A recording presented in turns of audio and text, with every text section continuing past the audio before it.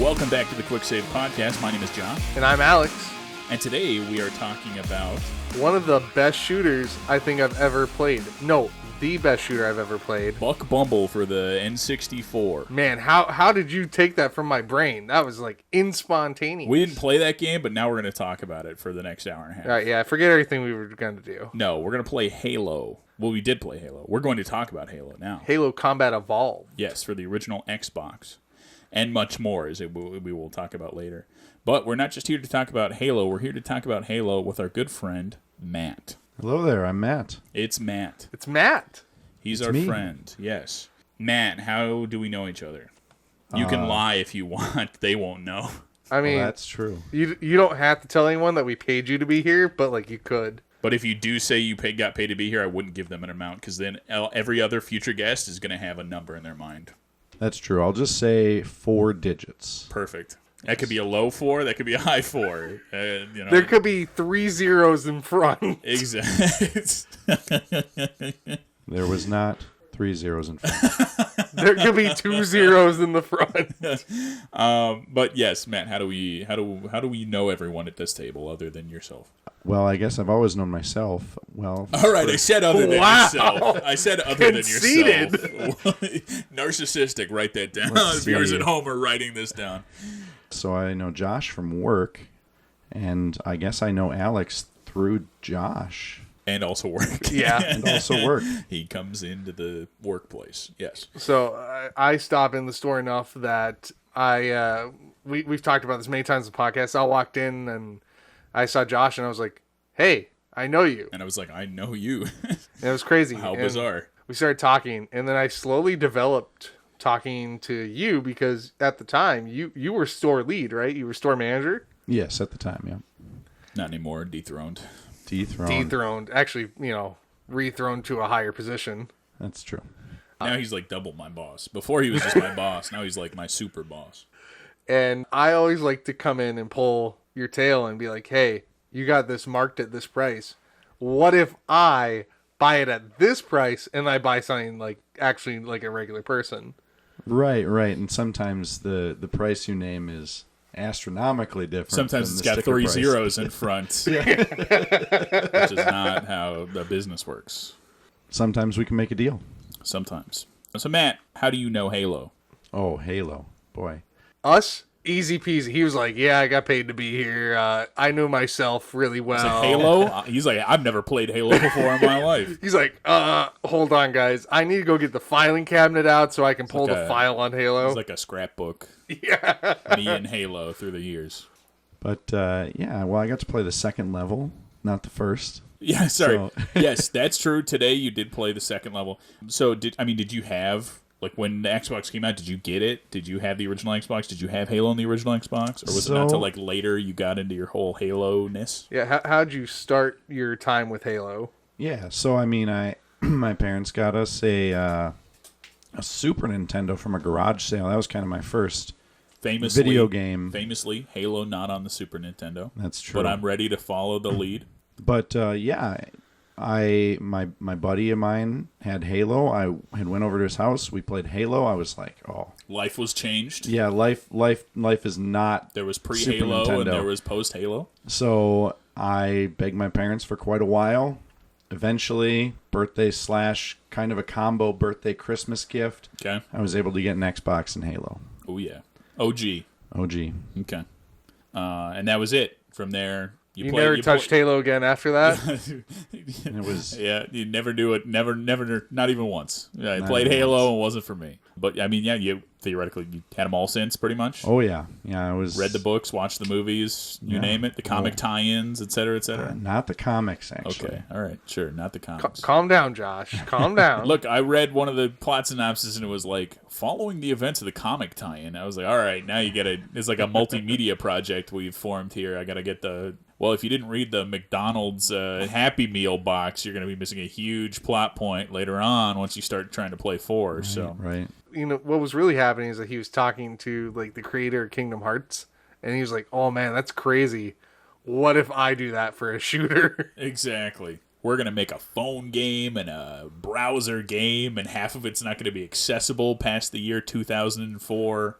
It's going to be great. So Halo Combat Evolved came out November 15th, 2001, exact same release date as the Xbox. Wow, that's crazy. It's almost like the two are related in some way. Halo was a launch title for the original Xbox. It was not originally intended to be that. It wasn't even originally going to be on the Xbox. It was originally just going to be like a PC game, which is like crazy. But it was developed by Bungie, who before this made 2 games called Marathon and then 2 games called Myth. It was Marathon 1 and 2, then Myth 1 and 2, and then they made this, Halo. Little known indie game called Halo. Barely anybody knows about it. Exactly. Super underground, so share this one around if you guys haven't heard of it. But the gameplay of this game, if you've never played or heard of Halo like an absolute insane person, it's pretty much the best multiplayer shooter since GoldenEye. There's a single-player campaign, there's multiplayer. You can choose your color in the multiplayer. We did that a little bit. Yeah, I chose salmon. That We was call it light red where I'm flavor from, of choice. So, yeah. I always chose the orange. Orange is good. I definitely would go probably some kind of blue or like a purple, I think, is probably what I'd go for. But I didn't really have much Halo in my life when I was a kid. See, Josh was deprived. we played a lot of Blood Gulch. Okay. Maybe it wasn't called Blood Gulch in the first Sure, one. but a lot of people are going to know what you mean when It you was say that. it was the level that had It's like the 2 bases it was a across from each other. canyon with 2 bases, Yep. but the walls were pretty reddish orange. Yeah. So in the multiplayer, if you were you orange, kind of blend in a you little. kind of blend in a little Okay. bit, whereas the blue guy, you stick out a bit. That's okay. That makes my wins more important than yours because I'm yes, not yes. using underhanded tactics to hide from my opponent. But so GoldenEye and this really do create, honestly, the DNA of 99% of all modern multiplayer shooters. I would like to attribute Halo, unfortunately, with the multiplayer fatigue we see in every single modern shooter. Doom 2016 had a multiplayer mode. Why?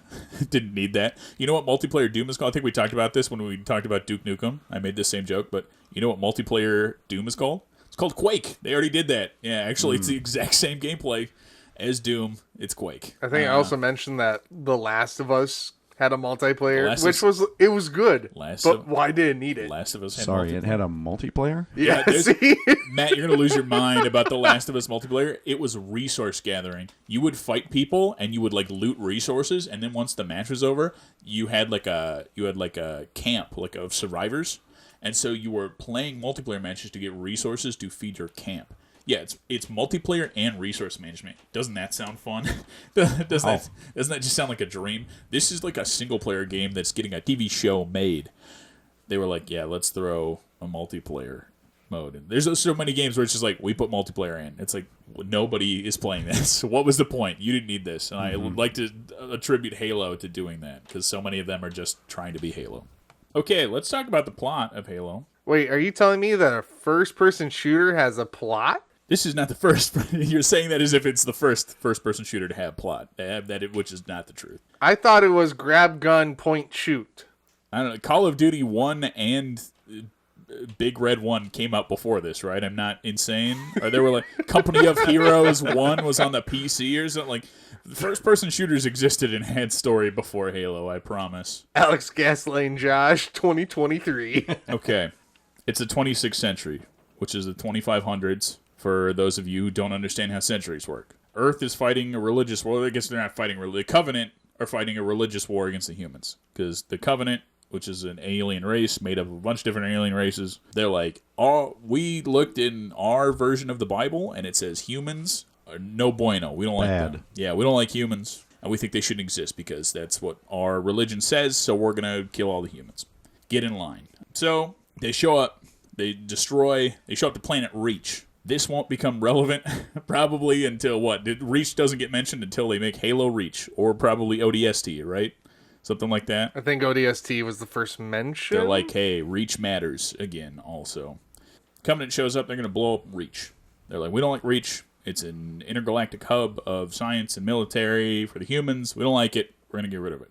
Mr. Jacob Keyes, Captain Keyes. We're going to talk about this guy a lot for this game. Captain Keyes, who is an important war hero, Matt tells me, if you've read all the novels. He takes a ship's called the Pillar of Autumn. Everything has cool names in the Halo franchise like this. He's going to take the Pillar of Autumn to draw Covenant forces away from Reach to save it. And also, so they don't get the coordinates to Earth. We don't want the Covenant to get to Earth, because then they'll kill all the humans. We don't want that. because we're humans. So, seems pretty straightforward to me. So, he goes into hyperspace. They call it, what do they call it? Slipstream or something like sublight. Subspace. Yeah, there you go. Subspace. Sublight stream, whatever. They go slipstream, subspace, sublight. It's all the same stuff. They do space maneuver to go far away from reach. And they show up, and there's this big ring. Whoa, spooky. What is this big space ring doing out here in the middle of nowhere? They're like, spooky space ring. That's suspicious. And then the Covenant show up, and they're like, hey, great news. We're on your ship, and we're going to murder you because you're human. So, all right, we got to evacuate the Pillar of Autumn, and we're going to land on the spooky space ring. So, the ship explodes. A bunch of humans get in the escape pods, and they go to the big space ring. But while that's happening, our best friend Master Chief gets woken up out of the cryo sleep. They're like, all right, you have to learn how to do camera controls and do tutorial. You run through the Pillar of Autumn. All your buddies die. There's literally a point Alex played in the level. You cannot progress in the level until you watch your buddy get blown up. Yeah, you have to stare and watch this guy get blown He's like, down. Chief, this way! And he goes to the door and it just explodes and he just like falls to the ground. They're like, yeah, anyways, you can go to Look, through the here's vents my and stuff. thing. You play normal through hard, or easy through hard. Damn tutorial that gets in the way. It's so annoying. You literally spend like 5 minutes in this tutorial Man, just trying to get this tutorial done. this tutorial is so annoying. People in 2001 probably have never played a game like this ever before in their entire lives. But if you start in Legendary, bam, straight into the action. That was my type of game to And play. also, just for reference, this was literally a launch title for the Xbox. It's probably the first game almost every single person ever played while holding an Xbox controller. Like you were holding a brand new controller that you've never seen it or used it before. Yeah, they're gonna teach you how to use it. Look, I'm sorry. I didn't get instructions on how to use an N64 controller. Can someone explain to me how that works? No, I think science still doesn't know how an N64 controller. I Also- think there's like little hamsters in there that control all the button presses. That's true. Also, when the Xbox released, the controller was massive. Oh, the Duke. The The Duke. If you were a child, you couldn't hold it in your hands properly. That's You correct. definitely needed a tutorial on how to use that thing. You threw it at your brother, you'd probably kill him. So, sorry there was a tutorial in the beginning of the game over a brand new console that nobody had ever seen or played Xbox before. releases. Oh, controller. Death. Okay. Yeah, I mean, the system weighs like 10 pounds. The Dukes weigh like an extra 2, so...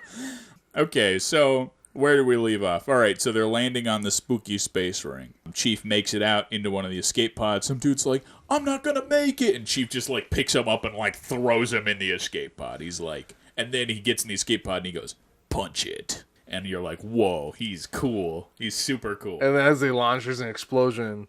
And I was sitting next to Matt when we were playing. I was like, consider it punched. Exactly. So everybody else is in their seat belts, buckled up, as much safety gear as they put in these escape pods. And Chief, do you think we're gonna make it? And he's like, you'll be fine. And then Chief is just like, Chief does the safest maneuver ever for when you fall from space to a... He just crouches on the escape pod. He just cried. I've never seen something more like thought-provoking than that. This man knew it all. He goes, if I crouch, it'll dampen the damage I take. So the escape pod lands on the spooky space ring. Everybody has died other than Master Chief. It's The also crouch! a crash landing. Yes. And they crash land on the spooky space ring. They should have been crouching, man. Everybody is dead except for Halo Master Chief. I don't know why I called him Halo Master Chief. So Master Chief survives the crash landing, and he has the AI Cortana, which is the ship's AI from Pillar of Autumn, that Captain Keyes was like, I don't know, put this in your suit for safekeeping, sure. So he slams it in the back of his head. And then Cortana's like, wow, you're pretty similar to the ship. And he's like, don't get any ideas. And I'm like, what does that mean? I don't understand what that means. All right, so Cortana and Master Chief are planet side on the spooky space ring. And so Chief is walking around, a bunch of humans survive. Cortana's like, wow, more humans actually survived than I thought. I definitely thought they were all mostly going to die. And so then Chief helps them fight against the Covenant, and they find out Captain Keyes survived. He made it planetside on the spooky ring, but he's been kidnapped by the Covenant. Damn. All right. Well, now we got to go get him, right? Well, gosh darn. So, all right, you infiltrate their ship. What was it called? The Truth and Consequences or something like that? Truth and There you Reconciliation. go. So you infiltrate the Truth and Reconciliation, and you meet up with Keyes on the ship. He finds out that this spooky ring is called the Halo. Whoa. Whoa. Title drop. Whoa. And yeah, so the Covenant call it a Halo, and they think it's a weapon. That's what we got. We're trying. So Keyes is like, thanks for saving me. I'm going to leave now. He goes to go find like weapons and stuff to get all the humans equipped, something like that. Again, Matt, feel free to stop me if I say something that just is not true or ridiculous. No, I think we're on the right track. Okay. Keyes is He's like, judging everything you that's say. fine. That's fine. Look, the amount of research I did was like 2 hours before we were recording this. So Keyes is going to go do a weapon search, get a bunch of weapons for the humans. I remember Master- there might have been some kind of like I think the Covenant had like let slip something about weapons, and so Keyes was going Sure. to go check this out to try to get there first. Validate the rumor, find the weapon stash. Sure. Chief and Cortana, they're going to go find the control room for the Halo. Clearly, there's got to be some kind of something about this whole thing, right? So they're going to go try and find a control room. Cortana hacks into these systems of the Halo, and she's like freaked out. She's like, whoa, there's some spooky stuff about this Halo. We got to find Captain Keyes, meet back up with him, and tell him to knock off his whatever he's doing. We got to get Captain Keyes. So they go search for Keyes. Again, we talk about Keyes a lot in this game. He's pretty important to the whole darn thing. Searching for Keyes, Chief happens upon a new enemy called the Flood. Matt, you said the Covenant opened some security stuff, and the Flood comes out and murders him. Well, see, and I think Keyes was kind of a part of that too, because they were trying to like get there first type of thing. Sure. And so when you bust in that level in the swamp, yeah, like you encounter as soon as you encounter the Flood, there's like humans all over the place there that have already been taken out. Yeah, turned into spooky Flood guys. So the Flood are these like parasitic creatures that are spooky. We don't like them. They take over people's bodies. It's not good. So then this forces 343 Guilty Spark to show up, who is a little orb guy who he's like, I'm the boss of the Halo. This is my Halo, and I'm in control of it. You're like, sure. He's like, Master Chief Cortana, you got to help me get the Flood under control. We're going to get the activation index. Look, if you play the Halo games, you're going to hear this a lot. They're always getting these activation indexes for the Halos. It seems to happen pretty frequently that the activation index is like the keys to the Halo. I left my keys in the swamp. Go get the Like keys the for the keys Halo. to a new Porsche. Here Yeah. we go again. Left my keys in the swamp. Go get the keys to the Halo. See, I think the whole bit is that the Guilty Spark. Like he can't activate it. Yeah, He needs somebody else to activate it. He can't get the key.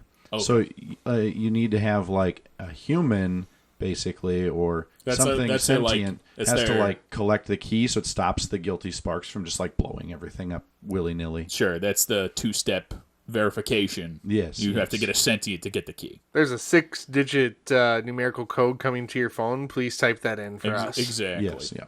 Okay, so Guilty Spark's like, get the keys to the Halo. So they get the keys to the Halo, and Cortana, she is like, okay.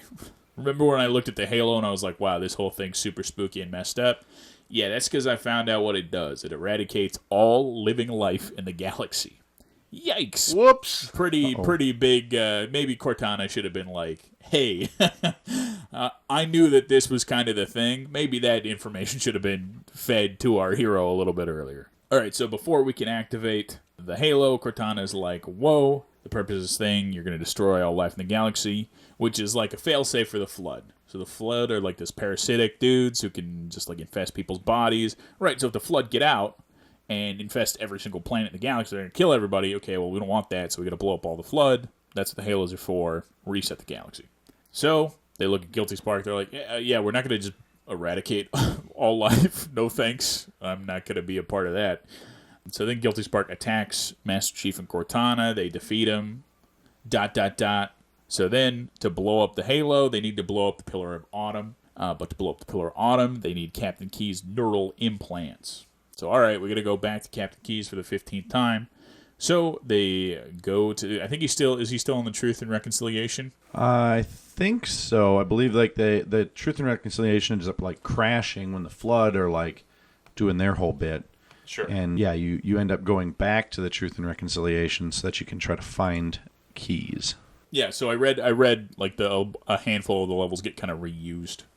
It's like you're going back through levels to XYZ, meet up with people and what have you. Yep. So yeah, he's still on the Truth and Reconciliation. So you go in there. Oh, bad news for everybody who likes Captain Keyes. He has become embedded in a flood flesh nightmare. It's you should look at the photo for everybody at home, and maybe Alex right now. You should look at a photo from, I can only assume it's the Master Chief Collection. It's like pretty horrific, like the modern graphics of what he looks like embedded in this whole thing is pretty bad to look at. But in the original version of Halo, it just kind of looks like fleshy blobs, and he's just kind of like in it. See, it always looked to me like his face was in like poking out of like the butt of this thing, because it seemed like it was facing the other way. Yeah. But then there was just like Keyes' face. Yeah. And so embedded in yeah, the flesh. the new graphics for like Master Chief Collection is like, yeah, it's like this flesh thing, and his face is kind of like coming out of it, and it's pretty bad to look at. So, anyways, you kill. Is it a boss fight? I assume you kill Keyes. Oh no, you show up yeah, and Keyes, he's just like encased in this thing. yeah. And you're just standing there, and then the Master Chief just like punches in and like rips out this neural piece from Thanks. what I'm assuming is his face. Yep. Thanks for the neural implants. Later. Yep. Sucks to be Captain Keyes. So you leave, you get the neural implants, you go back to the Pillar of Autumn, you set off the reactors in the ship to blow up, you escape just barely on like a spaceship. Boom, you get out, Halo blows up. Done. It's that easy. And then Cortana's like, yeah, we finished the fight. And Chief is like, we're just getting started. And you're like, oh my gosh, Halo 2, it's on the way. And then post-credit scene, dun dun dun, Guilty Spark is alive, and you're like, oh, Guilty Spark, he's alive. There you go. That's the plot of Halo. I did it. There it is. This time we'll finish the fight.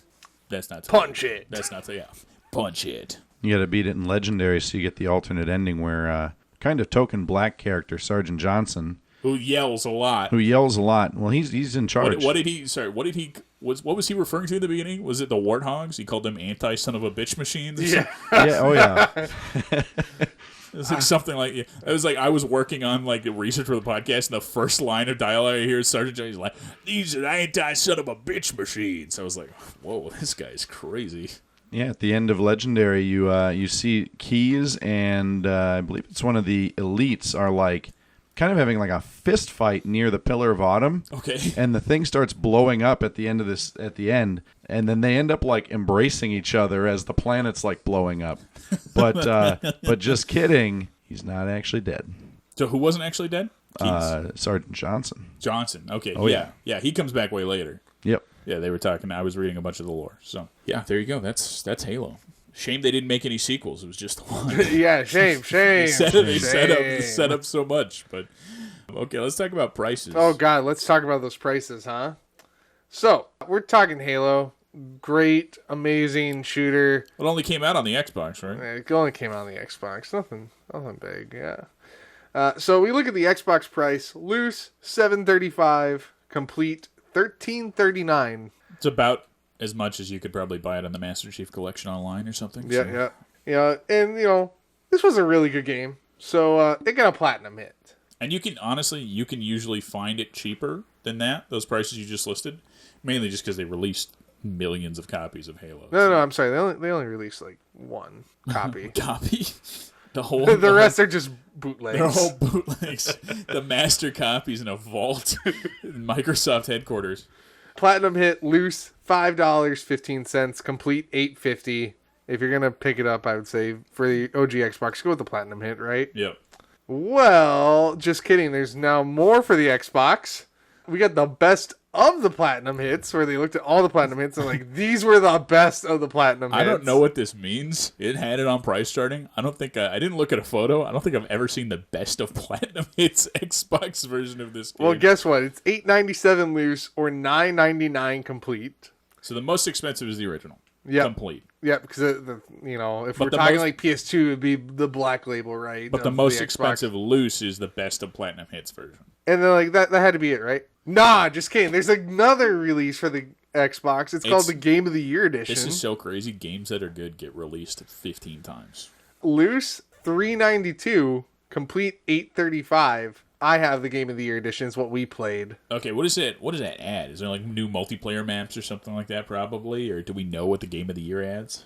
Nothing. Nothing. It's the same exact game. See, They just it wrote honestly probably it's like just one Game of the Year, so they put it on the case. Right. it so probably it fixed was some stuff. it was labeled as Game of the Year, but yeah, it's not like Just the modern day where they threw a bunch of DLC out there. That wasn't a Well, thing. see, okay, now is that the same with? You might not know this either. Is that the same with the Morrowind? Because there's Morrowind Game of the Year. Oh, Yeah, see now. Morrowind Game of the Year has a bunch of extra stuff. Yeah, a bunch of extra DLC. That's when they started doing DLC Sure. stuff. Okay. All right. So it is literally the same game. Yeah, it's the same game. It's probably like what? It has a couple maybe patch fixes, things Possibly. like that. Yeah, I don't Like even know. minuscule things. Then we go to the PC version.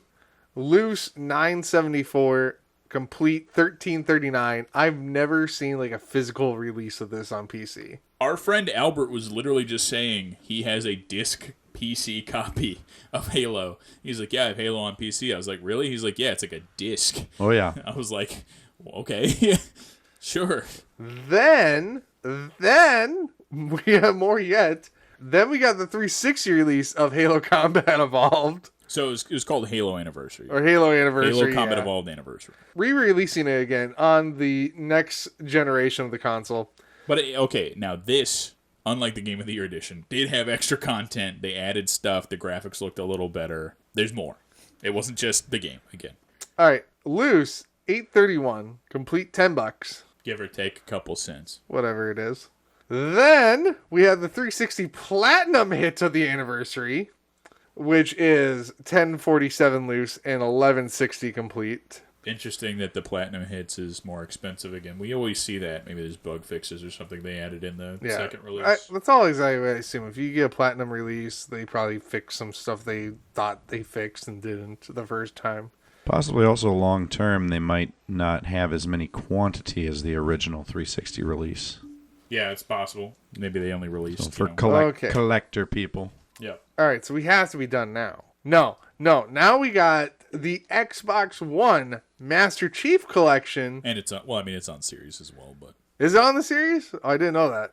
All right, Well, it's I on mean- both. it's series can play most Xbox One stuff, so it's like the same release pretty much. So we got 1623 for the loose, complete 1662. Just buy the complete if you're gonna get it. So you can buy the complete Xbox original version for $13.39, or you can just get the Master Chief Collection for an extra $3 and get like every other Halo game almost. With So updated graphics. you can see Spooky Captain Keyes in 4K and scar your children. There's all of our modern Halo releases. Let me take you back to a time long ago. Time travelers came from the far off year of 1978 and brought us a gem. They brought us Halo 2600 for the Atari 2600. It's not like a joke. It's not like an online game that's like, yeah, what if it was an Atari game? It's like a physical This physical Atari cartridge, you physical would put- packaging. You would put into a 2600 to play Halo 2600. That's right. You got to hook up your 2600 to play this bad boy. Now, we'll talk later about this. But if you want to get a copy now, you're looking loose $50, complete 110, give or take there. Good luck finding one. Yeah, it'd be impossible to find one. Good thing there's not somebody sitting in this podcast room right now who owns a copy of Halo 2600. You gotta have it. You gotta have it. Must have. Any Halo fan must have a I just 2600 love copy. we've established on this podcast, like Josh pre-standard collection. My collection is getting a little out of control, you know. And then there's Matt who just shows up and goes, "Hey, guess what I got?" Matt and I both benefit from working at a game store because we get to all the loose stuff that falls through the cracks, all the weirdness shows up, and that's what Matt and I get to take home is all the weirdness. So There's always gems to be found. pretty much, I have a bunch of Game Boy weirdness, so Matt gets to have the Halo weirdness. I did not know Halo 2600 existed until somebody set it on the counter in the store. I was like, "Hey Matt, you got to come look at this." And then there's a 2600 copy of Halo. Let's give our thoughts on this game of Halo. I'll start. I think it sucks. Not really. Why do you think that? I want. I think the character of Sergeant Johnson is really underdeveloped. I think he needs more screen time. No, Alex, why don't you start talking about Halo? All right. He just took a swig of an alcoholic beverage before starting this, just so everybody knows where the sentiment comes from. This isn't Duke Nukem all over again. We're not that bad off. Sometimes I wish we were. All right. Halo. Honestly, I started my Halo journey with the original Halo. I played it pretty heavily. Went through the whole campaign and all that jazz. I didn't get to play it online, though. That was like the big thing of this. No multiplayer for Alex. And I have ever since, basically going through and playing all the other Halos. Every once in a while I come back and I replay the original. There's a charm about it that I really enjoy. Something that you don't necessarily, I don't know, you don't get the feeling of it like you do in modern games. It's very special, very like, ooh, I wonder what this is. It's the space mystery feeling. That's the way I could describe it. You're exploring while fighting at the same time. So a little nuance, but I enjoy it for that reason, and I always come back to it every once in a while. My journey with Halo began with the first one, and I played it a lot. I was going to memorize your whole thing, and then that's about as far as I got. No, but I did play. I had a 360 as a kid. I was like a PlayStation kid. I had a PS1, I had a PS2, and then my parents were like, yeah, we got you a 360. I'm like, all right, I guess I'm flip-flopping. No PS3 for no you. No PS3. I did not have a PS3 until I was like working at my current job, which sucked. They were like new Ratchet Clank coming out. I'm like, God, I wish I could play that so freaking bad, man. That's all I wanted as a kid. But Stuck with Halo. Yeah, I had Halo. And I played probably the first half of this game. And that's the only Halo I played. And people are like, you haven't played any more Halo than that? I'm like, dude, I had no internet. I lived in the middle of the mountains and nowhere. I didn't really care for the campaign. Shooters weren't super my thing until I played Borderlands 2. Like, that's what I got, man. But even, honestly, you guys were playing the first, few levels. It was a super big nostalgia trip to drive, watching you guys drive the Warthog around and being on the planet side and stuff like that. Yeah, I remember playing it a ton as a kid and not being good at it because I was 10 or whatever. But yeah, it is. The soundtrack is really good, stands out too. But watching you guys play this, I was like, man, I want to go boot up the Master Chief Collection and play some freaking Halo and stuff like that. See some terrifying Captain Keyes monster. So you walk into the room, you just look at him, and he looks back at you and goes, yeah, exactly. And then I go, punch it, and then you punch in and you rip the neural implants out of his skull. All right, Matt, give us your thoughts on Halo. Wow. Well, aside from the 3 or 4 rummage sales Super Nintendo games that we had, Halo was really kind of the first big game that I played. For me, it just hits the heaviest with nostalgia for me. Even just when you first boot up the game and the Bungie logo is coming on, the audio that they have with the logo, the guitar riff. Yep. It's just so nostalgic. Yeah, I loaded it up and you're like, oh man, this brings me back. And I was like, same. Yeah. For me, I mean, I've played through that campaign so many times, but also I had 2 brothers growing up, and I also had a couple of cousins that were around pretty frequently, and we managed to get 4 controllers. And so we actually played quite a bit of multiplayer. Our experience was probably mostly just blasting each other with grenades and stuff and just having fun. I'm sure there was a lot of, hey, no screen peeking. Don't look at my screen. There was a little bit of that. My brother actually also broke one of the controller. We played in a basement. Tell me it was an S controller, not like a Duke. No. It was like a generic, third party, some third party. Grab that Pelican controller. Yeah, I think maybe it was Mad Catz, but he threw it and busted one of the thumbsticks. Oh no! The worst thing to the break. thumbstick was no longer attached to the the inside little piece, so it didn't do anything. Down to 3 players. Such were the days. Yeah, such were the days. All right, Alex, continue talking about Halo, please. So I didn't have any brothers growing up, and I didn't throw my controller against the wall. Hold on. Try this one on for size. My journey with Halo started with the first game, and I played it a lot. Let's start with something like that. I just think that would be a really strong start for you to. All right, You can continue. I can do this. I can do this. Okay. My journey Shut up! with Halo. So my journey with Halo. Dude, if we were writing a middle school paper on Halo, that's what it would be called. My Journey with Halo. So my journey with Halo started with the first game, and I played it a lot. I didn't play a lot of multiplayer growing up. Yeah, this is a perfect lead-in. Yeah, it flows so smoothly. Every once in a while, I do come back to it. To say the same thing like 3 times. No, all right, seriously. Didn't have brothers growing up. I didn't get to play the multiplayer. Really wish I would have been able to. But this game is what made me want to go, hey, I want to look at like weird sci-fi shooters and start playing those. This is what pushed me into the shooter realm. I think I went from Halo 1, didn't play Halo 2, into Halo 3, lost my life as a child in that game, and then I found the better version of Halo. It's called Killzone. Hold on. I thought specifically this was not a Halo versus Killzone podcast. Dude, you just betrayed the Geneva Convention. You told Geneva Convention? You told them more like Geneva Suggestion. You were like, no, it's not. We're not. People who know where Killzone. that's from know where it's from. You were like, we're not going to talk about Killzone. It's just going to be about Halo. And then you're like, anyways, Killzone's way better in like your second note on the thing. So, all right, I'll reel back in.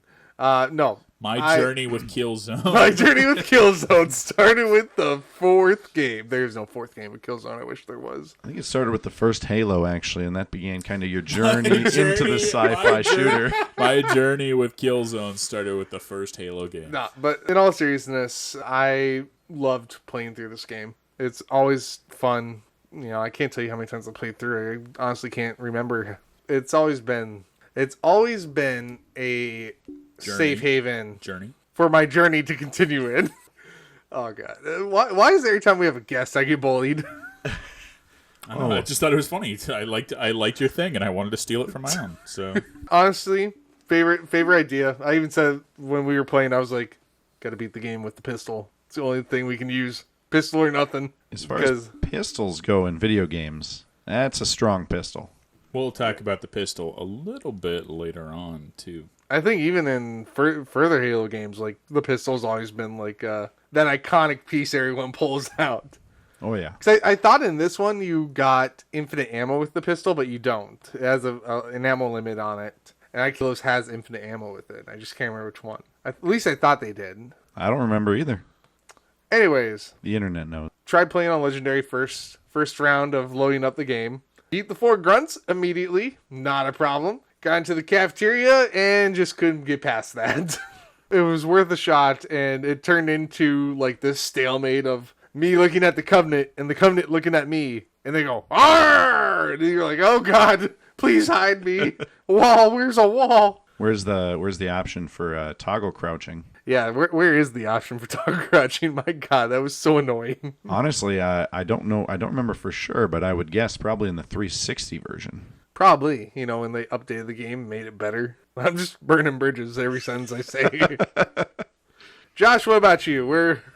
Did I already say that I thought Halo sucked? Yes. Okay. Man, we're burning bridges on this one. Sorry, I'm trying to find Halo speedruns, but they're not easy to find on the website. So back in the day, actually, when this is probably when Halo, your journey with Halo began? Back when my journey began, yes. I started playing online competitively with Halo 2, and at some point I was introduced to speedruns. And did you buy the map pack for Halo 2? Oh, absolutely. Yeah, the map pack was like a separate disc and everything. Oh, yeah. You needed it once. The DLC was so finicky at that point yet. Oh, yeah. I actually got pretty into speedrunning, specifically just with Halo, just because I enjoyed the game so much that I ended up finding YouTube videos and different stuff. I mean, this was a while ago, so sometimes it was hard to find. I'm just finding nothing about these Halo speedruns. I don't know. There's I'm looking at the thing, and there's 5 runs, and I'm like, that's not possible. More people have to have speedrun Halo. Honestly, the website back in there was some website I wouldn't remember for the life of me, but there was website. So many people speedrunning Halo back in the day. That's what I'm saying. That's why I'm looking at these leaderboards, because it says Halo CE category extensions. And I'm like, I don't need the extensions. I need Halo Combat Evolved. Anyways, I kind of mentioned this, but I haven't played any of the other Halo games. I played a handful of matches of Halo 3. I do remember playing a bunch of multiplayer of Halo Reach with some friends at a buddy's place. But the main thing I remember about Halo is early YouTube stuff, Achievement Hunter and Rooster Teeth, Red vs. Blue, all that stuff.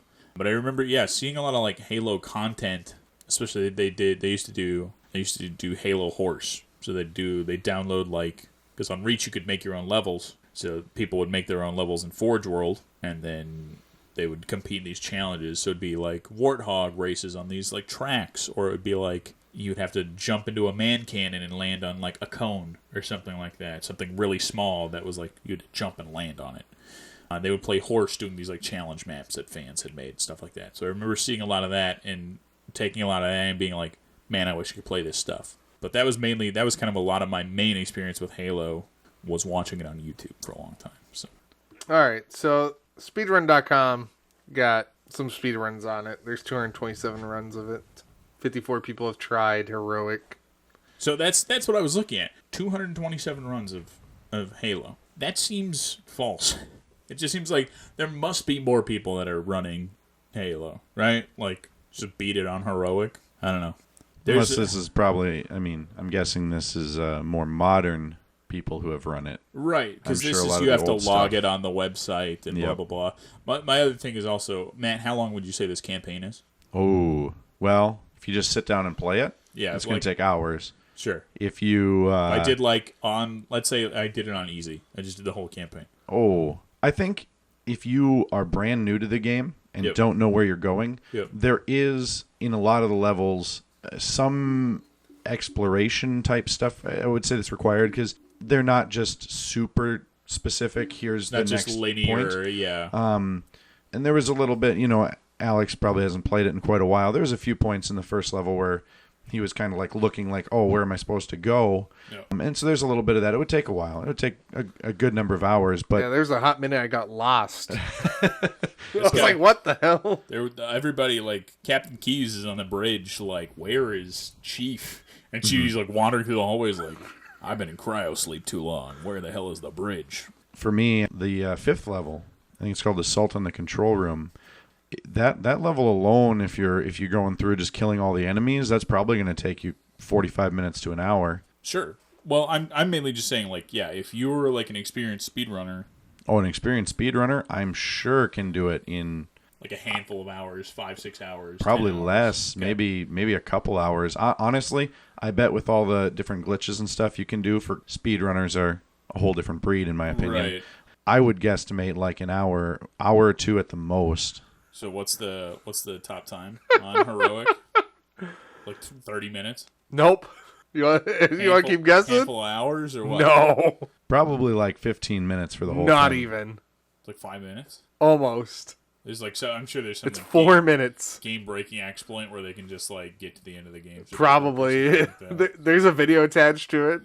And I'm like tempted to watch that video. So does the game? So all right, Pillar of Autumn, or sorry, I guess you're not in the Pillar of Autumn when you crash land onto Halo, right? Yeah, you're in a drop You're in a pod. drop pod.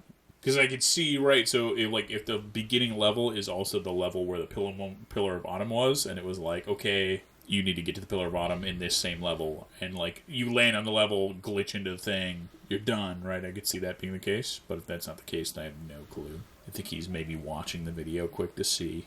I mean, at this point, it is something we kind of need to know. I guess that's true. This will be Thrilling All right, part this of the is podcast. in anniversary mode. okay. Or anniversary edition, I'm sorry. Okay, so sorry, like for the 360. Yeah. Okay, maybe skulls are involved. Forward. It's in Spanish. Hola, yo soy El Pillar of Autumn. Hola, El Pillar of Autumn. Hola. Hola. ¿Cómo te llamas, Master Chief? Master Chief says, "Sí, punch it. Muy bien. Muy bien, Cortana. Equipos de combate. Cortana, ¿dónde está el Captain Keys?" Bro, the subtitles are hilarious to watch in Spanish. Because I can just hear them yelling it. So, I mean, have you seen it? Señor Captain, lo necesito. Are there any glitches yet, or is it just No, he's just running through. So I wonder if this isn't just the level of Pillar of Autumn. So just skip to the end. Like skipping cutscenes. All right, yeah, it's just the level of Pillar of Autumn. It's 4 minutes. So like the runs you're looking at is just Pillar of Autumn.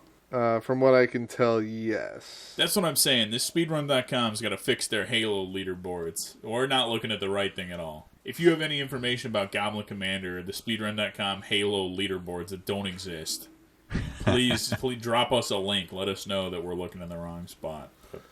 I will say, one of the things I really found doing research on this, it is insane reading the development of this game, because all you read about when they talk about the development of this game is just the issues Bungie had. They were running out of money.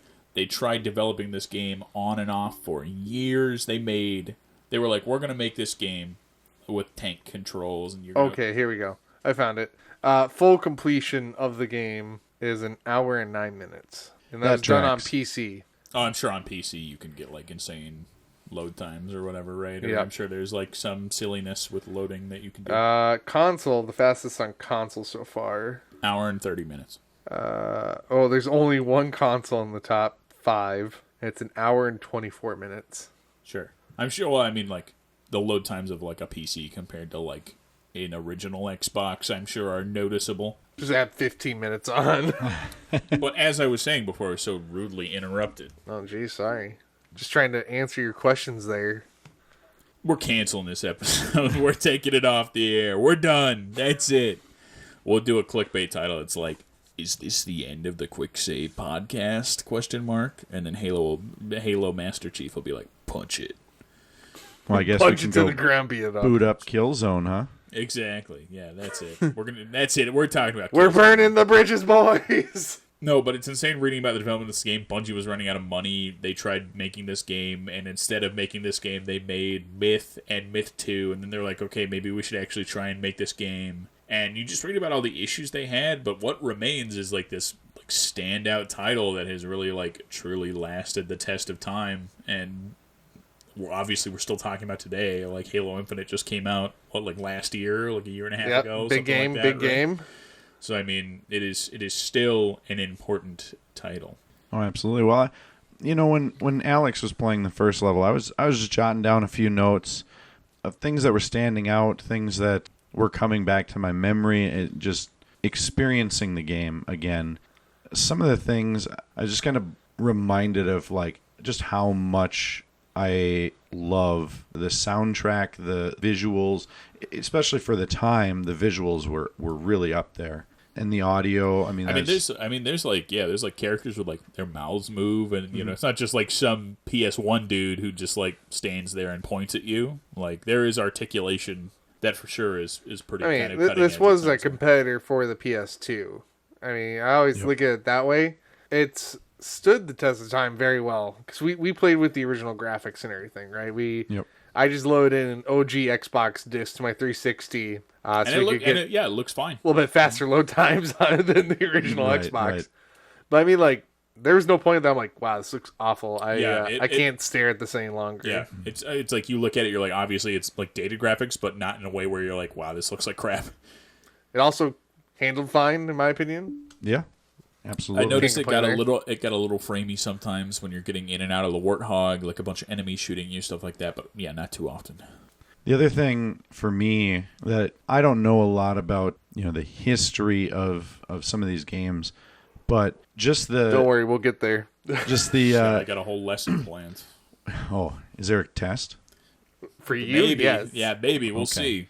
So were there games? Halo. I was watching. Alex picks up a plasma rifle, and I was watching as it overheated on him because he was firing too rapidly or too much in a short amount of time, and it overheated, and so then he just had to sit there while the chief's like shaking his hand trying to cool this gun down. And I was just thinking, like, man, that was like kind of innovative at the time, as they had like the pistol and the assault rifle, these regular guns that like a Marine reloads with ammo, but then they've got these Covenant weapons where they're fueled by plasma or whatever. Yeah, they don't really tell you how to use it. You just have to figure out like, oh, if I shoot too much, it overheats. Right. Yeah, which is pretty innovative at the time. I mean, there's weapons in this game that I think of that still kind of don't exist in like other games. Like I think of the plasma pistol, right? Where it's like shoot, shoot, shoot, or you can charge and then shoot, right? Which I think is something you just kind of don't see, even in like shooters that are like, it's in the future, right? It's like kind of like, or like the Needler obviously stands out, right? Yes? I think it's behind you. What's behind me? Check on the floor-ish behind you. Is Josh about to pick up a needler? I see a bunch of boxes. I see my code. I see your magic cards. Is it not behind you? Hold on. Xbox 360 HD DVD player. Mousetrap for Oh, man. Vision. So Alex is now up and moving around the room. The guitars. Uh-oh, he's picking something up. Oh, okay. Here it goes. What's it going to be? Oh my gosh, he's got a plasma rifle. Yeah. What is this? Let you hold on to that. All right. Oh, it's got a reload button. I'm assuming this thing needs some new batteries. You'd be surprised. I think it actually still works. Hold on here. Oh, maybe there's how to a... work Another it. visual gag here that's going to translate super well for the podcast. Okay, it lights up. So it's a plasma pistol. So I got this from a friend of a friend, and it was being pretty hard. I haven't had time to fix it yet. Okay, he's aiming this thing at my head. Please, To blow please. our guest away. It made a noise once when he turned it on, and now it turned off. There we go. Whoa. Does it charge or? It does. I don't know if I can get it to do it. Hold on, just hold it. Small repairs required. I would say more than small looking at it, but it is kind of cool. Hey, it's a piece of history. All right, can we? All right. Oh, if I can get it to... 5-minute segment on the podcast where he just beats the freaking pistol to work. I want to see Chief doing that. He shoots it like twice and then he starts like beating on it. Damn thing doesn't work. He's shooting Matt a lot. Matt is. These guys shield for a reason, Matt is, guys. like, super dead at this point. He's getting pummeled with blaster shots. I got an overshield from the... Oh, so it's probably fine. Yeah, it's fine. Wow. Just Stop leave it. firing Just leave here. it. Just put it away, man. The show and tell time's over, man. We gotta read the rest of this podcast right now. We're over an hour. We're not even close to being done with the episode. So, Josh. Yeah, can we talk about some fun facts? Yeah, you man? have some I'd love fun to. facts for us I here? would love to. It does. It has as Like, man, you don't gotta convince us, man. I don't know. Like, I believe you. it has a vibration in it too, and it goes woo, boo, and it does Okay, all that. I got you. Wow. It does charge up and have vibration, he says. Please stop firing it on the podcast. I'm just begging you. All right. Welcome to the Quick Say podcast, where Alex is just an ass. Okay, we're going to talk about some fun facts about Halo. There's a book that came out before the game was even released called The Fall of Reach. Matt, I was like, there's a novel called, and Matt was like, The Fall of Reach. He knew it before I did. This book talks kind of about whole prequel, Covenant stuff, get you up to speed when you play the game. It took author Eric Nyland 7 weeks to write the book, which is just like, Oh my God. less than 2 months he just banged out.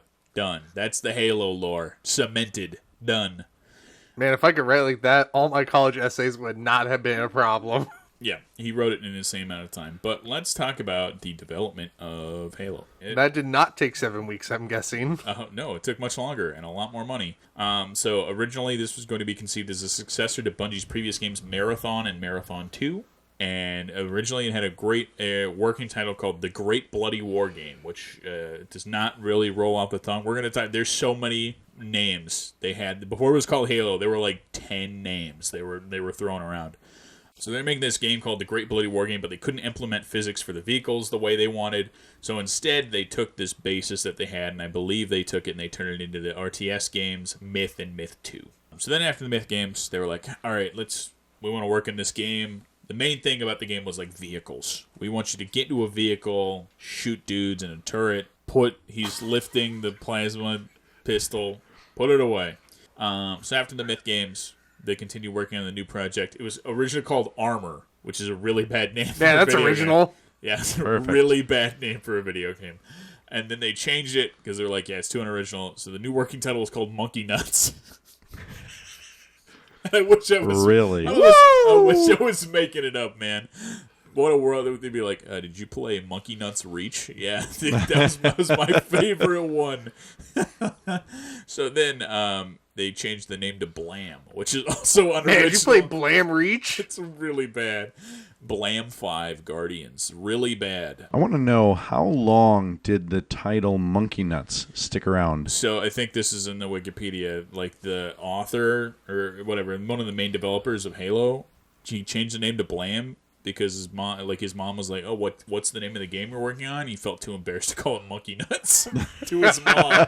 So he didn't want to tell his mom he was working on a game called Monkey Nuts. So he changed it to Blam. I mean, that's a fair change, in my opinion. Agreed. I think we can all agree that Halo should not have been called Monkey Nuts. As funny as it is. So, you've got this list of other potential titles here. We're getting there. Okay, so yes, they keep working on it. This is the other potential titles they came up with.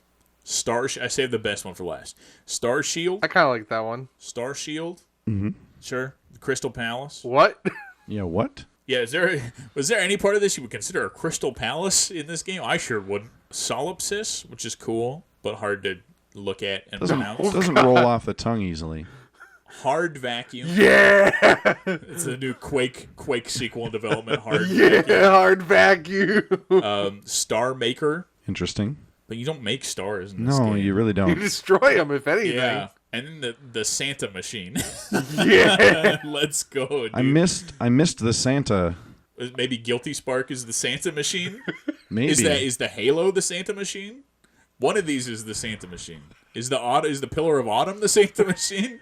Maybe One of the these Truth and Reconciliation. One of these has to be. The Santa. I don't know, man. Hard Vacuum? Woo! That's a title. Yeah. Eventually, Bungie hired a marketing firm to come up with the title for the game. Because clearly they couldn't. They were like, Santa Machine? Everybody's like, no, that's stupid. we can't call it Monkey Nuts, and we can't call it Santa Machine. None of those titles make any sense. We can't call it Armor or Blam. Bro, the year 2000, 2001. What a wild year. Yeah. It's not long after this, a game came out just called Gun. So I don't know. Why not, right? Armor would have fit right in. Armor and the sequel Gun. Yep. So they hire a marketing firm, and you're going to love this. The marketing firm was like, what if you called your game Covenant? Honestly, not a bad name for a game. Yeah. If you called your game Covenant, that sounds fine. They hired a marketing firm to come up with this name. Instead of going with that name, one of the artists was like, what if we just call it Halo? And they were like, I don't know. It's too close to release date to keep thinking about it. So I guess we're just going to call it Halo because Halo sounds better than Covenant. I want to know, is this artist, does he get some credit for this? Asking the tough questions. See, what they don't tell me is who came up with the name Santa Machine. That, That's what I care about. That's true. I think that guy should get a promotion. bro, do you hear Santa Machine 4 just dropped? Santa dropped. Machine 4. Yeah. Don't worry. Fourth one. They said in the fifth one, we're finally going to figure out which of the machines is the Santa Machine. If you live long enough to get to 2021, you'll get to see Santa Machine Infinite. It's infinite Santa Machines. I think the Halo has to be the Santa Machine, even though that makes no sense. They were also going to call it Star Maker, which also doesn't make any sense, so I don't know. Or the Crystal Palace. Yeah, they came up with a bunch of titles. Man, that sounds like a red light district hotel you would walk into. I would like to smoke whatever these guys were smoking when they came up with these names.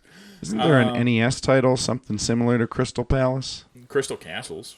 Oh, there you go. That's about the teddy bear who it's like a puzzle game or whatever. Is there a lot of It's an crystals? action game. I would say it's brightly colored. At Like this a Crystal point, Castle when they were would be. like, what about the Crystal Palace? Someone should have just gone like, what if we call it Bejeweled? Perfect. At this point, I think reading these suggestions, I think any words that you say, look, they called the game Monkey Nuts. We can say literally whatever words we want and be like, they were gonna call it. This was in consideration. Yeah, they were gonna call it Horse Dookie. Yeah, I don't know. Sure, they already called it Monkey Nuts, like officially. I don't know why not, right? We're going to name our game Batman Takes a Poop. Done. In consideration. Well, we thought about it. Batman isn't really in the game, and neither is Taking a Poop. But we were going to call it the Santa Machine, which also doesn't make any sense. Okay, reading. Monkey Nuts. No, no. Okay, I'm getting closer. They hired. Let's play that wiki game to see how long it takes to hit the monkey nuts. Yes. Okay. All right. They hired a branding firm, came up with the name Covenant, but Bungie artist Paul Russell. Paul Russell, my man. They say he suggested alternatives, Oh. including Halo. So there were multiple that we don't know of. Bungie, release those names. Those That's what they titles. are. Though some did not like the name, likening it to something religious or women's shampoo. Interesting. We can't call it Halo. That sounds like women's shampoo. Oh, sorry, but Monkey Nuts and Santa Machine are still on the table. Oh, yeah, Halo's a ridiculous name for this title. Let's go back to that storyboard. Designer Marcus Leto said, it described enough of what our intent was for this universe in a way that created this sense of mystery. Like, he said that? That's like a quote? I think he just didn't want to call it Monkey Nuts. Yeah, it's exactly what we were going for. Is it, though? I read the other names on the list, and it really doesn't seem like that was the case. So, they got to meet with Steve Jobs. Hey. Yeah, they won an audience with Mac guru Steve Jobs. And so, Steve Jobs, they were like, here's our concept. You're going to be a guy. You're going to go to the Halo. You're going to blow up the Halo.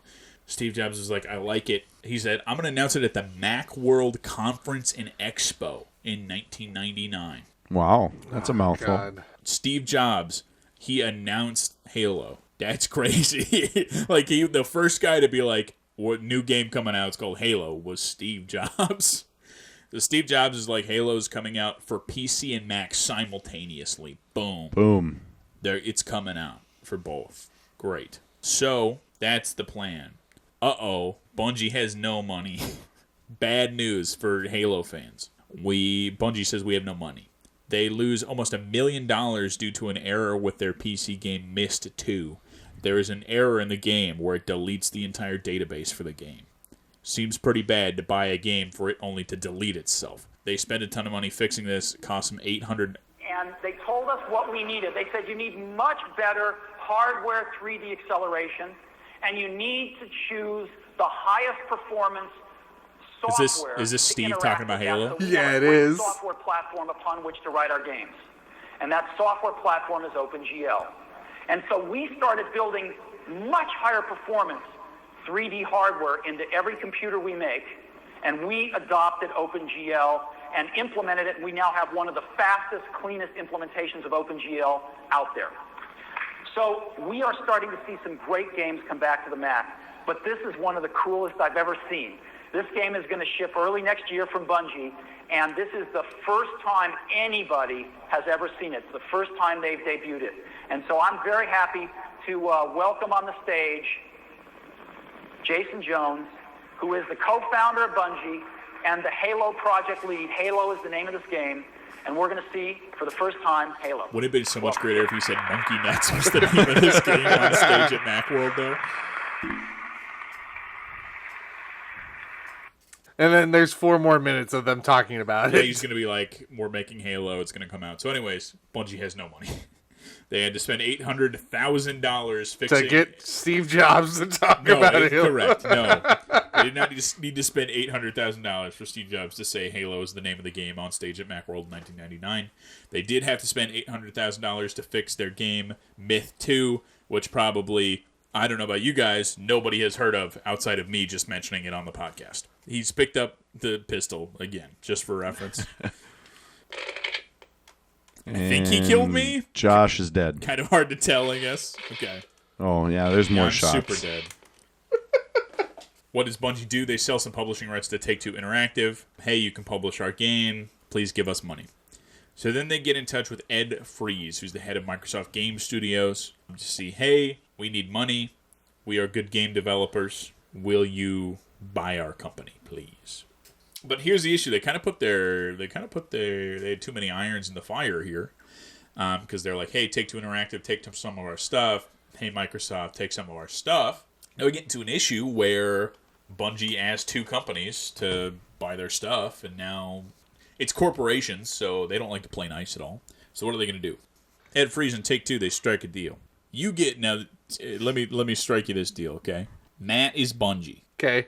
You're Take-Two. I'm Ed Fries. Hey, Take-Two. We want to strike a deal. All right, I'm listening. In this deal, I acquire Bungie and their new game that Steve Jobs announced on Macworld stage called Halo. You get the IP for the Myth and the Oni properties. How does that sound? I get 2 properties, you get 1. Yeah, Deal. I get one. I Tempting. get one and the studio. I think I'll take that deal. Cool. You are the dumbest person on planet Earth. Halo goes on to make $10 bajillion for Microsoft, and Take-Two gets nothing. None of it. Oni, you've maybe heard of the Oni games. Maybe. I own it. Yeah, I know you do, but I'm talking like a normal person. Oh, ow. Whoa. My pride. I'm talking a normal person who doesn't own like a billion Now, video games. Josh is firing back, it seems like. Oh, for those outside Oni was on- listening in, Matt, even though he is a good friend, I had to show him a bunch of our clips today because unfortunately he doesn't listen to the podcast, and maybe he will after this. I Staring at maybe him just have to. dicily right now. Doubtful. Daggers in my direction. Okay. It's okay. We love Matt. We will return him safely back to his wife and dogs. Okay, so That's good. That's good. Maybe. Microsoft acquires Bungie. That's great. In June 19th, 2000, Bungie now has to make Halo the launch title for the Xbox. That was not the plan. They were Get her originally- done. Oh, They were gonna, guys, we They- need to make it launch. the game was not ready, not even close. It's a collection of loose gameplay mechanics. Some Also- labeled monkey nuts. Now it needs to function on a controller, not a mouse and keyboard. Correct. Now it needs to do both because it's still going to come out on PC, but now it also has to work on a controller. Correct. A controller that nobody has seen until like the moment they got acquired by Microsoft, probably. All right. Freeze convinces Bungie, hey, because it was going to be a third-person shooter. They were like, okay, you don't really feel connection to this Master Chief character. Make it first person because then you are Master Chief, and that's cool. And when he's in the drop pod, make him say punch it so everybody knows how cool he is. Punch it. Punch it. Punch it. Cortana. Punch it. Cortana. Punch it. Head of Microsoft Game Studios says maybe this should be a first-person shooter. They make it a first-person shooter.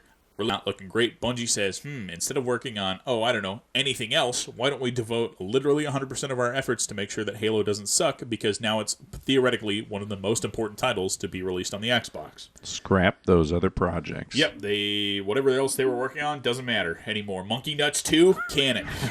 We gotta put all efforts into Halo now.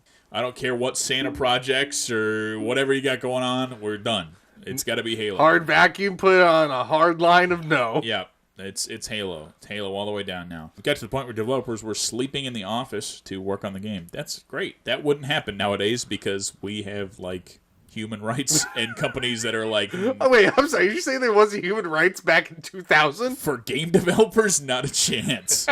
Your work was your job, and your job is your work, and that was your life. The end. Period. We've seen the Tony Hawk stuff where it's like those guys did not leave the office. They're like skateboarding in the office, not for like fun. They couldn't go anywhere else. They had to work on the game 24/7. Doors were locked. Exactly. All right, we got.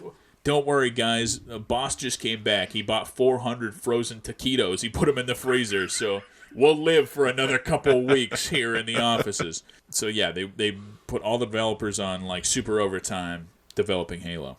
Much like Duke Nukem Forever, which we spoke about recently, multiplayer. Oh God, my head still hurts. Multiplayer had to be rebuilt from the ground up. This is like 6 weeks out from release. They rebuilt multiplayer from the ground up. Look, guys, Somebody fucked up. Somebody fucked up. We had to do the whole thing over. The original multiplayer was not fun. That's what I saw. An unfun mess. I don't know. They fixed it. I don't know. You played a ton with your brothers, right? Oh, yeah. And clearly they when somebody fucked it up, I don't know. They must have did it the right way the second time.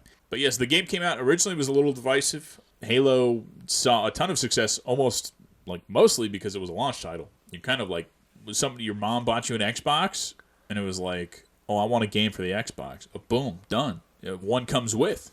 Just play Halo. It's either Top Spin or Halo, baby. That's what you got. Yep. And it also saw a ton of success mainly because it just had such a long release. It's not like they were like, it's not like we think of nowadays where it's like, oh, dude, the new game's coming out. It comes out on Tuesday. It's like Halo came out, but it was kind of just coming out for 6 months or whatever, right? They were like, yeah, Halo's out. If you have an Xbox, you're getting Halo. But if you want to buy just a console, you can also buy Halo. So Your option is Halo, or Halo, or Halo. It's got to be good. Steve Jobs was talking about it in Macworld 1999, man. So he's talking about OpenGL. They have the most up-to-date version of OpenGL. They put all other effort into producing the 3D fastest we get working, the hardest. fastest- We get the fastest 3D working version of OpenGL. And we've got some exciting games. Halo, We it's didn't use called- OpenGL to begin with, but we adopted it and There's a bunch of exciting games coming out. Halo's the name of the game. And now I'd like to invite the head of Bungie to talk about it. Yeah, it's not done yet, and also I have like nothing put together, but we were going to call it Monkey Nuts or the Santa Project. But we went Look, with guys, someone fucked up and I had to rebuild. We were going to call it Monkey Nuts, and somebody fucked up. We just start the whole thing over. Let's talk about reviews, Alex, please. Okay, my review for this game, because we didn't get the godly godsend and knowledge from our reviewer in the sky, so I'm going to give this a solid 33 out of 40. Wow. Famitsu score. Famitsu score, 33 out of 40. 7 points, docked 4. Not being called Monkey Nuts. Not being called Monkey Nuts. That's it. That's at least 3 points. Having the longest release they've ever seen, and too much water. Too much water. Sure. There we go. Divisive. All right, so review scores. All Game gave it a 4 out of 5 stars. Edge Magazine gave it a 10 out of 10. We're going to talk about that in a moment. Eurogamer gave it an 8 out of 10 after smoking a couple cigarettes. They went, yeah, this Halo's pretty good, yeah. Sorry to all the Europeans that listen to this show. Game Informer gave it a 9.5 out of 10. GameSpot gave it a 9.7 out of 10, so they could one-up Game Informer. GameSpy gave it an 80 out of 100, which is the lowest on the list. IGN gave it a 9.7 out of 10. They did not think there was too much water. Next Generation, Picard, Captain Picard, gave this 5 stars. Number 1. Get the next Halo. game on the Xbox. It's called Halo. Halo, engage. Official Xbox Magazine gave it a 9.5 out of 10. They did not like it as much as IGN or GameSpot or Edge Magazine. They're like, this is our game. It's really good. It could be better. Well, it could have been called Monkey Nuts, but it wasn't.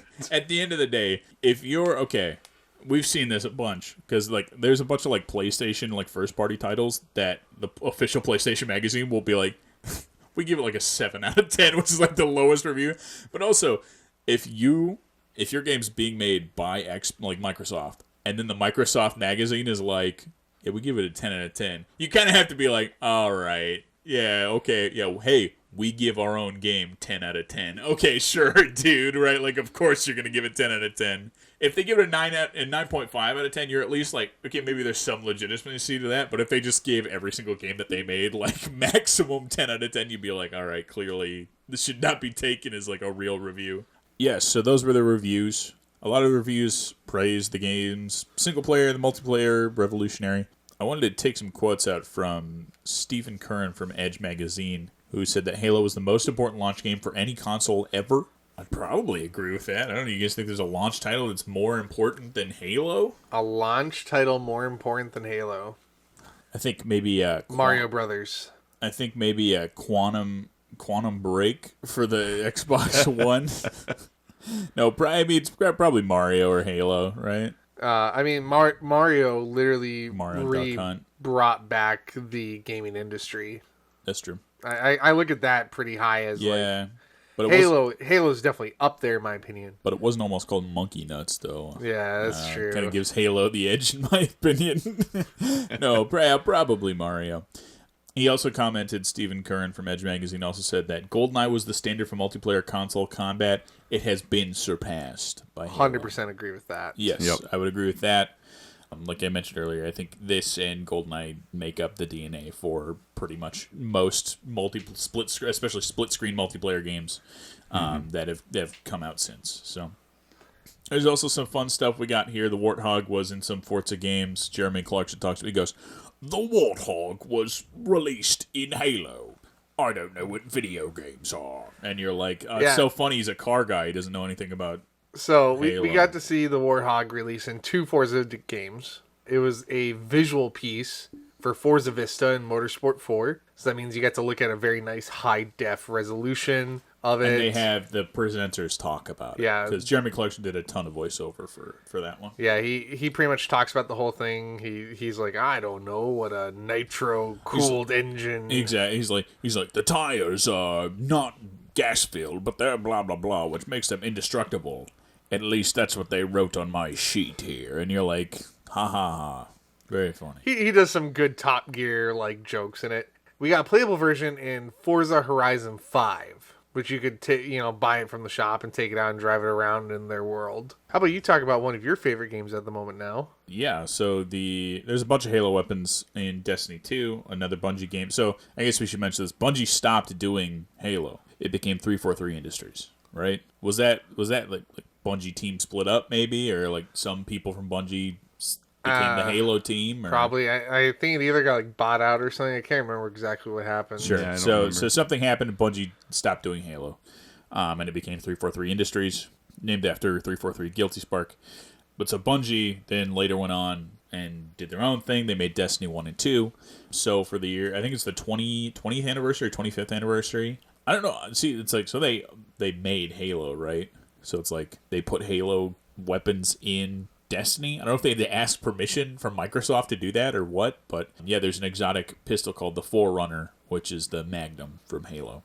My guess is that if it was sold, they probably are like, we retain IP rights to like reference or something. Yeah, right? I'm sure. Yeah, like I'm sure they can just be like, yeah, we made Halo. Like we have the rights to it because we made it. But yeah, so it's like there's two different swords. One's called the Half Truths. One's called the Other Half. And it's like two halves of the plasma sword. The battle rifle is like super broken. Forerunner, so the Magnum and the battle rifle are like really high in the like PvP meta, which is kind of funny. It's funny that like if you go play against other people, you're like fighting with Halo weapons in Destiny 2. It's like they're just that good. They're just like really good. Yeah, they just like made them. They were good in Halo, and they made them also good in Destiny, which is funny.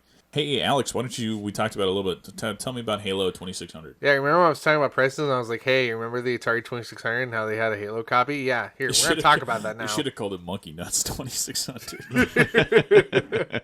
So Halo 2600 was made by Ed Freeze, the former vice president of game publishing at Microsoft. Ed Freeze was literally the guy who like got Halo on the Xbox, so Yep. it all comes back full circle. So he made this because he wanted a challenge. He wanted something that would be hard to do. Can you imagine just like, you're like, man, my life is so boring. I think I'm just going to make an Atari game from scratch and like develop it. So like, I don't know what it would be. Like, I'm just thinking like generational because we went from 8, 16, 32, 64. So I think this would be like the 256-bit version or whatever Like, it would I don't be know, called. like, I don't even know how you would go about developing an Atari game. Like, you'd have to laser engrave your own like circuit boards. Like, Probably. I don't know how he did it, but he wanted the challenge. That was what the whole thing was about. He wanted something that'd be hard to do. So he was like, so then he just did Atari it. 2600, 8-bit. He released it July of 2010.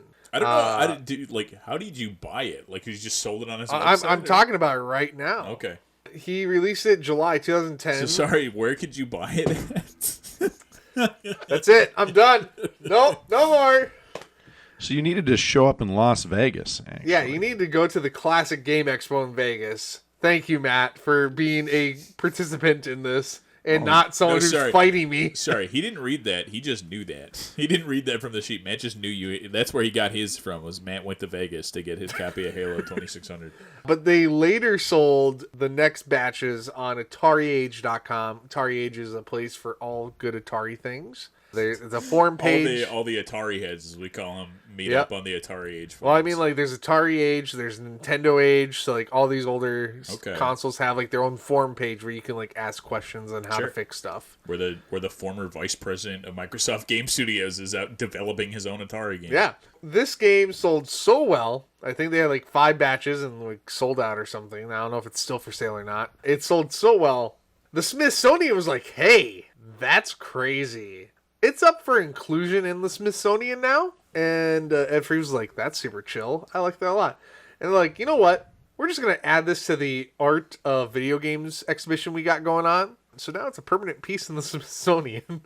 So if Halo doesn't capture your attention as a video game, maybe it'll capture your attention as a That's piece my of thing. art. Is like, I want to know if Halo's in the Smithsonian, like just normal Halo. Like, wouldn't it be funny if Halo 2600 was in the Smithsonian, but like normal Halo wasn't? I think, I don't know. We would have to look up the exhibition. That's a good I'm question. sure it is. I'm sure it is. But let's I talk, hope so. let's talk about our favorites and least favorites of Halo. Alex, why don't you start?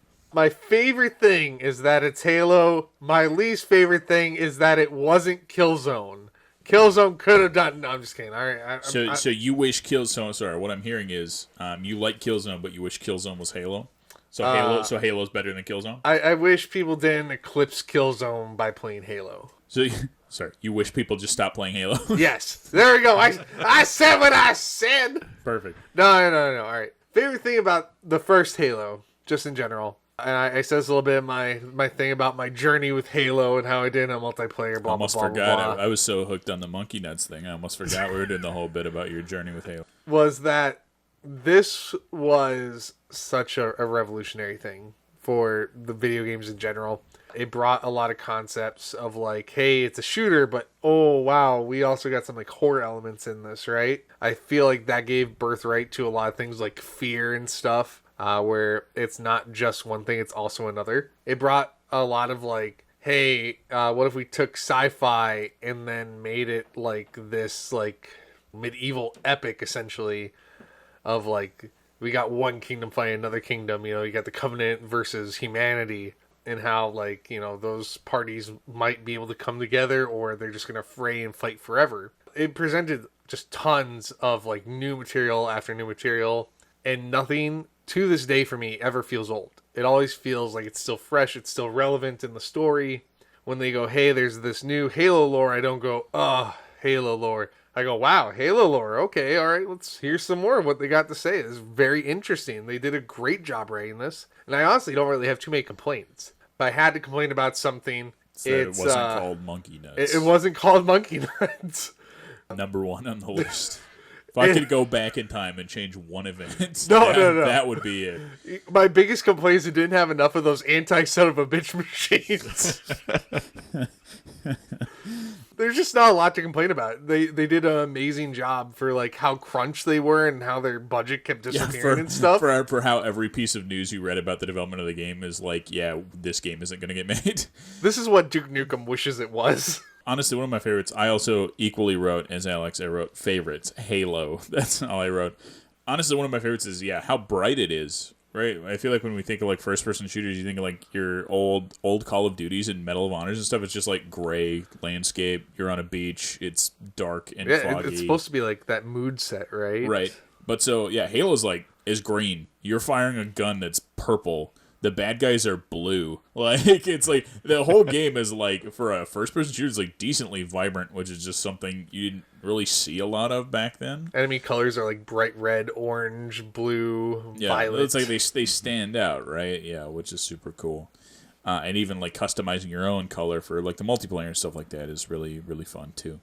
So that's definitely one of my favorite things there. One of my least favorites is Guilty Spark and the Flood. Rest in peace, Captain Keyes, who became a yucky Flood Beast guy that we don't like. You looked at him, he looked at you, and went, Yeah, pretty much. But yeah, I don't know. My least favorite is that stupid little orb that I wish I could crush into a million pieces. And then the guys who killed Captain Keyes. Damn you. I was talking with Matt when we were playing. I was like, but not forgotten. because we were talking about like the end of the game, and I was like, yeah, it's something about to do with those flying cube things. Because I couldn't remember what it was called. I was like, darn you flying cube things with cane raised in the air and everything. All right, Matt, what is your favorites and least favorites about Halo? You can say it's Halo. We both did already, so. I mean, it is Halo. I think for me, at least at this point in life, it's just the nostalgia. It's just sitting down and immediately having all these memories kind of flood in of being a kid. Rest in peace, Captain Keyes. Yes. Memories flood in. Yes. All the memories of hanging out with my brothers, my cousin, friends and stuff. Just sitting down and Captain Keyes. playing Halo.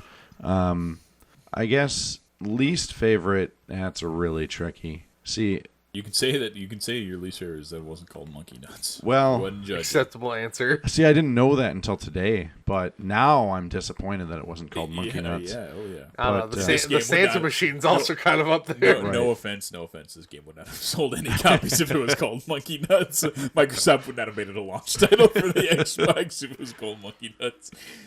If you're super familiar with Halo, there's probably 2 or 3 levels that, in my opinion, get very repetitive, where you just go down the exact same looking hallways, and it very predictably the enemies are all in very similar locations.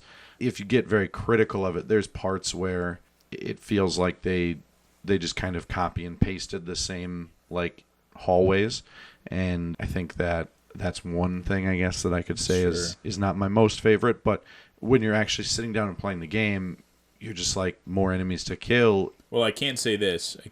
They were going to do some of the stuff they promised early on. Bungie was like, it's going to be open world, and it's going to have a huge campaign. And then they were building the game, and they were like, oh, fuck. Not a chance any of that stuff makes sense. So they were going to do a bigger campaign. I feel like the level system is probably better for it long run, honestly. Yeah, Yep. but so one of the levels they were going to put a level, but they had to literally cut a level out for they just replaced it with a cutscene. They were like, we don't have time to build this level. We're just going to make it a cutscene, and that's fine. I would like to have a DLC release of that level. Somebody the level that didn't exist. Ed Fries can make it Ed happen. Freeze can make his own Halo level. What was it? I think. Oh man, I remember reading this a long ago. I might be off on this. It was either Halo 1 or Halo 2. I think it was Halo 2. There's an opening scene with a mountain city level that we didn't get in there, and the community rebuilt that level from the trailer alone and made it a playable level. Some of those are like everything. that. Like Tony Hawk has lost levels where it's like they're in the code but they weren't used, and fans have just harvested that code and made it. Yeah, Like, people you see people that's out there coding a game in their free time, which yeah, so- blows my Yeah. mind. So essentially, since they were running out of time developing the first Halo, they just were like, "We're just gonna reuse the levels and make you Oh, go yeah. the opposite way or whatever, right?" And And those were fun because there was some uniqueness to going opposite, and I think one of the levels is partially upside down. Yep. And that was the thing was I think in playtesting they were like, yeah, we kind of had to make it.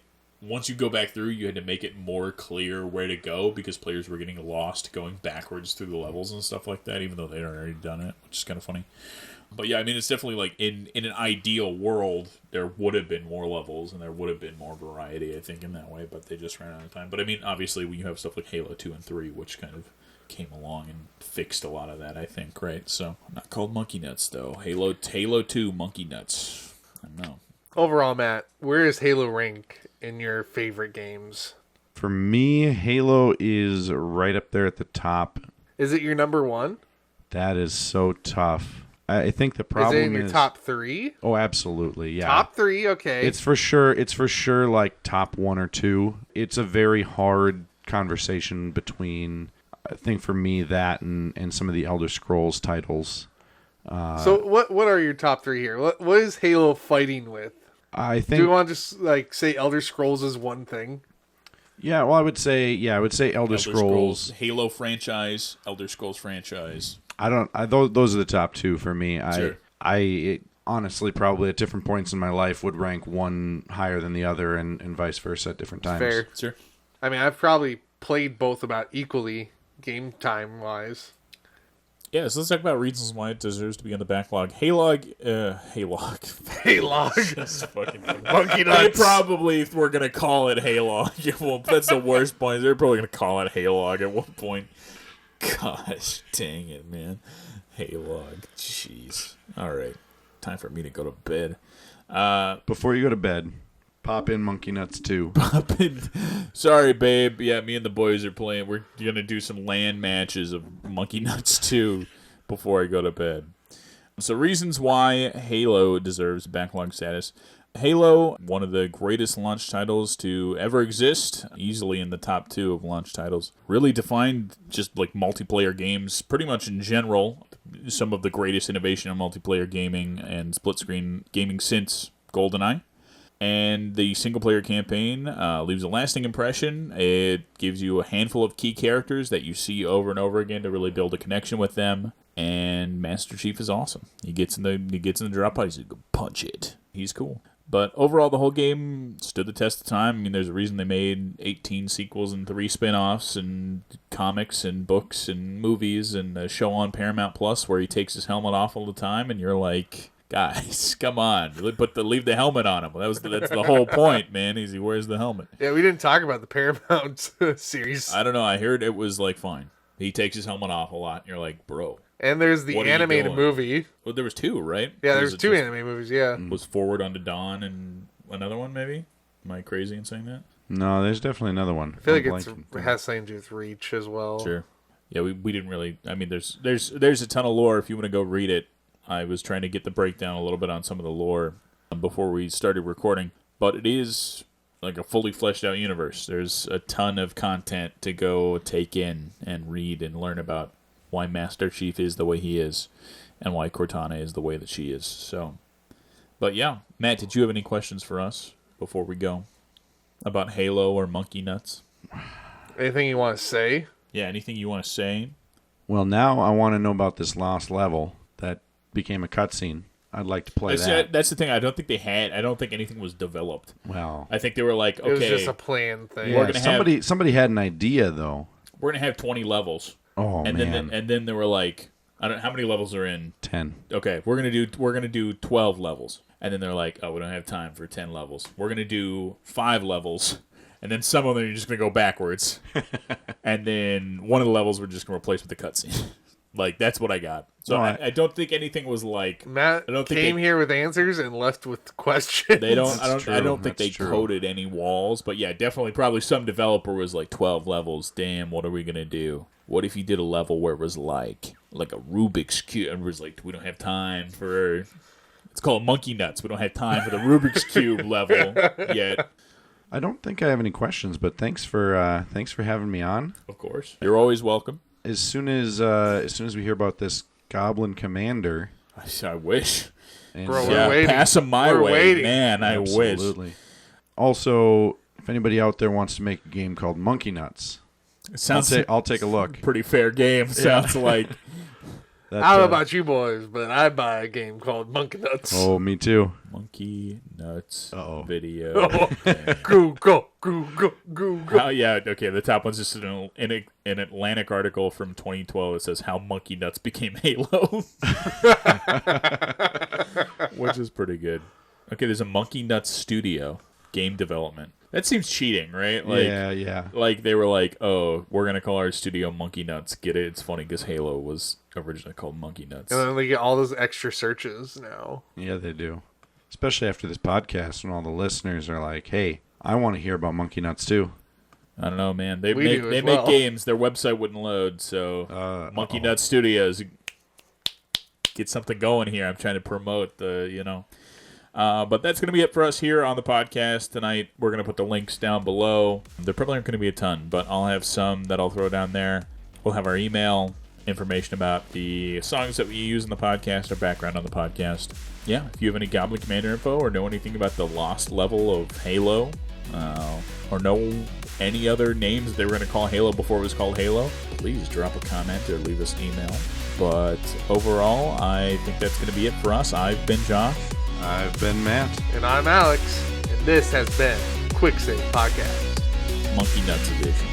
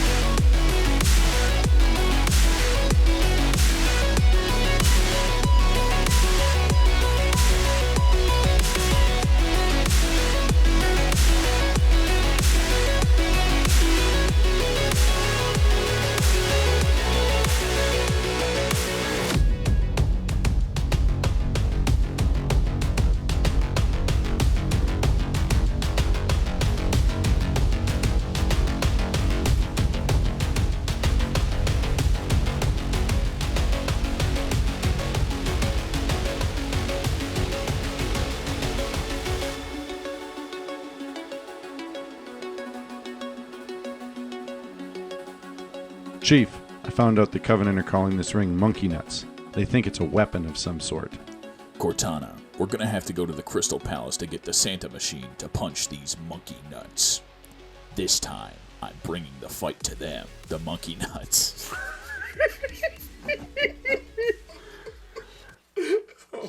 Good night. Turn off the lights. I'm done with this one again. No more. Who let this person on a mic? I was waiting for another one of those. That was good, dude. That should be Keys walks in the door. You look at him. He looks at you, and all you do is stare him in the eye, and he goes, "Brrr!" Wow. good. Be I'll go next. Thanks for the lead-in, guys. You were typing, man. I don't know what to say. I'm the man on the computer, man. Somebody's got to freaking do it. Cortana, we're gonna have to go to the Crystal Palace to get this. I fucking lost it. The whole thing I'm saying is so fucking stupid. I lost that right there.